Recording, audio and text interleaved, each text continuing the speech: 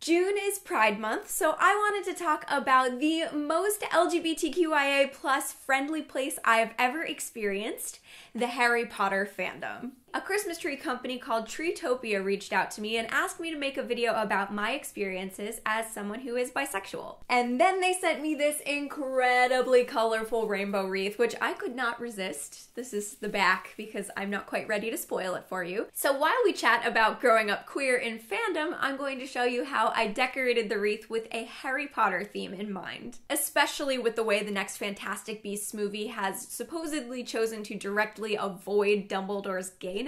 I think the wizarding world could really use some rainbows right about now. I'm going to list all of the materials I used in the video description below, along with a link to the PDF with the templates I designed for this in case you'd like to make your own. Of course, you can totally use them to decorate a regular wreath if you don't have a rainbow one. My introduction to the Harry Potter fandom happened when I was 12 years old. Like so many young questioning folks back then, I was at a time in my life where I didn't feel comfortable or safe sharing my feelings with the people around me. And I wanted to find something magical to fill the void between Harry Potter book releases. So I went to the internet and I happened to find solutions for both of those needs in the same place. Harry Potter fanfiction. LGBT representation was not a thing in mainstream media that was available to 12-year-olds at the time that I knew of. The only time I ever heard the word lesbian was in the context of ill-intentioned rumors at my middle school. So when I discovered that there was an entire genre of stories to read that revolved around a fictional world I loved but featuring people like me,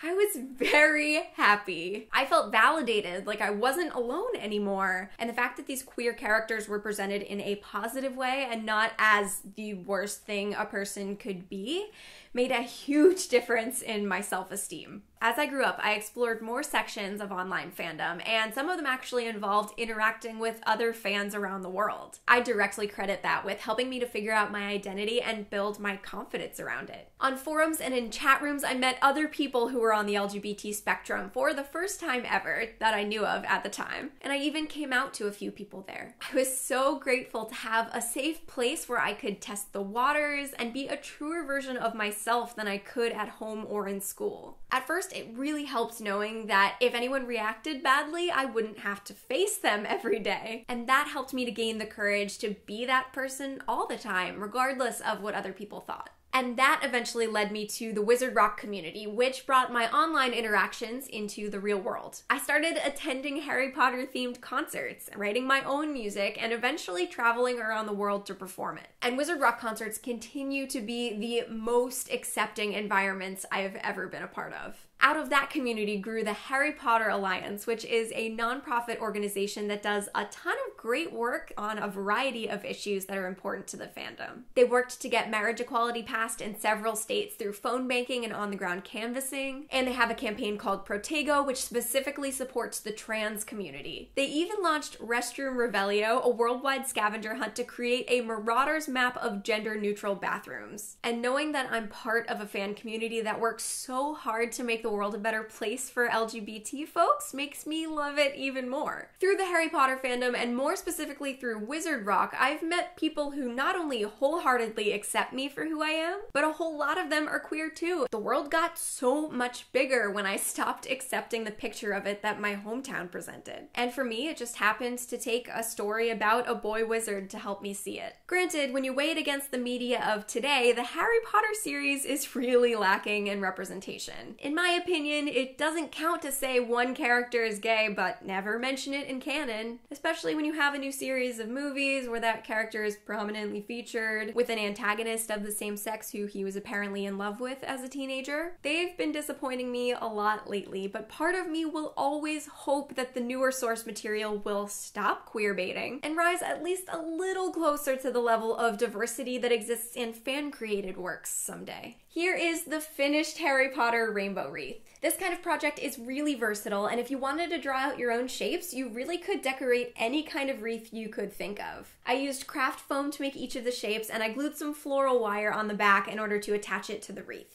If you are also celebrating Pride Month and you'd like to share a heartfelt story from your own colorful experiences, use hashtag Treetopia Colors of Love on social media. Read the video description below for more information on the campaign. A bunch of LGBT creators have been decorating these rainbow wreaths, so you should check out the others as well. If you are new here, I would love if you could subscribe to my channel. I've got plenty of nerdy and creative videos up my sleeve, so I hope you'll stick around to see what I make next. Happy Pride Month, thanks for watching, and I'll see you soon.